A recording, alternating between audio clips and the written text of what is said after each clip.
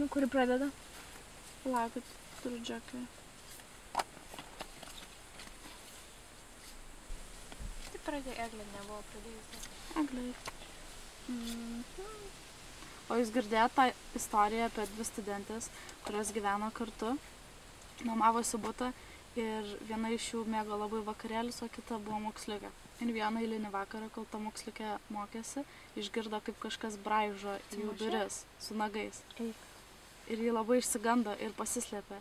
Ir ryte jinai atidarė duris ir pamatė, kad kažkoks maniakas nužudė jos draugę ir jinai bandė su tais nagais į tas duris braižėt, kad ją išgelbėt. Čia kaip iš siaubo filmo. Bet taip nebūna. Bet man pasakoja, kad čia tikrai istorija. Ei, norit kavos? Kažkaip norisi kavos. Jo. Bet aš tingiu. Mes to padarysim. Nu gerai, bet ilgai nebūsiu. Tu norėsi? Jo. Tai ne, mes trys tada. Tu kiek cukraus tiek? Šaukštelį. Kokios sudėtys nesvarbios? Kokią kavą tu geri, baltą ar juodą?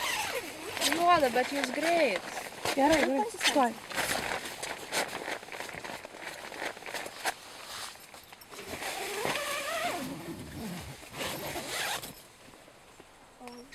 Gal jie išgąsdino? Taip, pasislėpk už medžio. Geras bus. Pasiėžius kavos daryti. Gerai, susitiks.